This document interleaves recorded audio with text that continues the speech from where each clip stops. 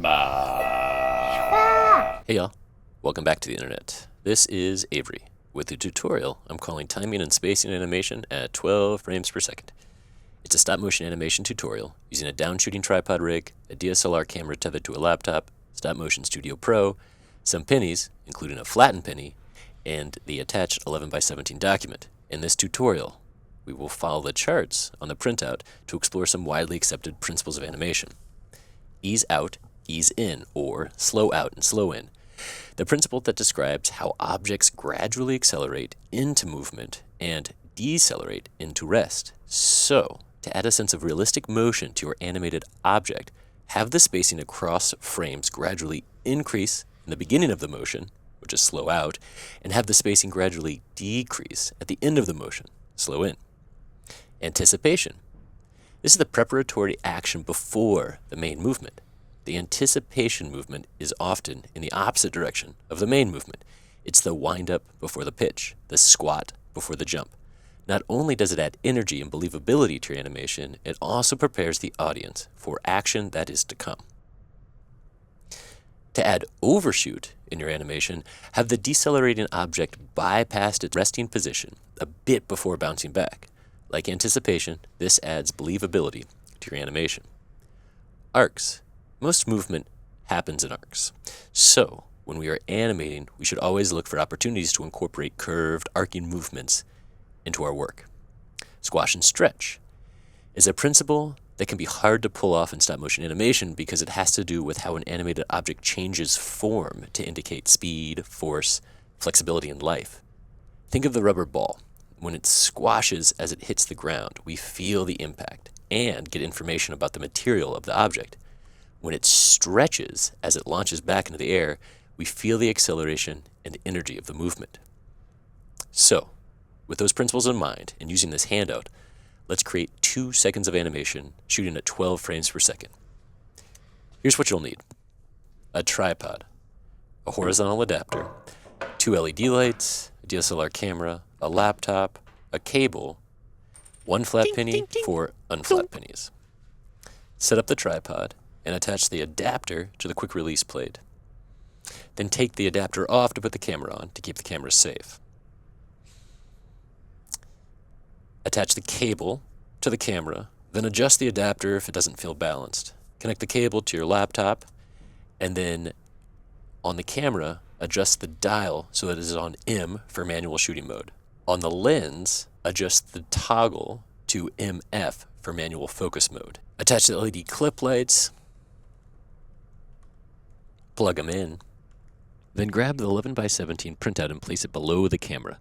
Tape it down after you've connected the camera to Stop Motion Studio Pro and adjusted the zoom and focus. And then open Stop Motion Studio Pro. Click on New Movie. The first thing I do here in the example is click the gear icon to change my quality to 4K. That way I can crop if I need to. And then you need to make sure your camera is connected. Mine is, but click the camera icon twice and then make sure that your Canon shows up as tethered to it. Then in this panel, you can change the white balance for your camera. You can change the ISO, which I recommend being about 200 to 400. You'll see in a second. The shutter speed here is 50, and the aperture, which I recommend being 7.1 or higher. That just gives you a greater depth of field.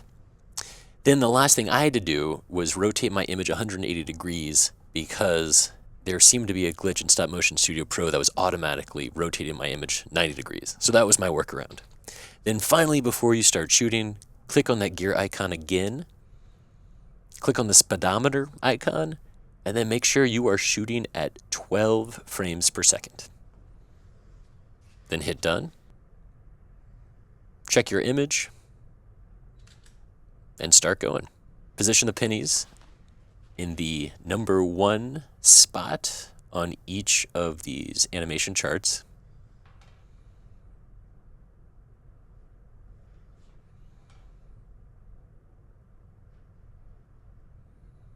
It might be a little hard to find in the anticipation and overshoot areas, but you can do it.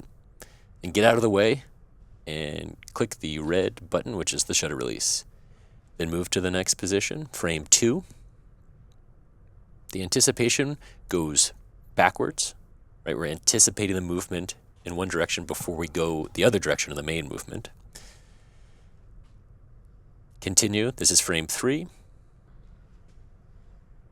And I'll speed up the process some here. And this moment is called replacement animation. So here we use the flattened penny to replace the regular unflat penny to create a sense of squash and stretch.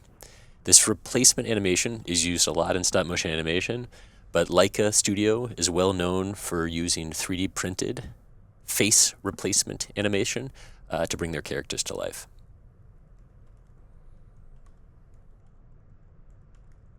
And now, continue the process until you complete all 24 frames of your animation.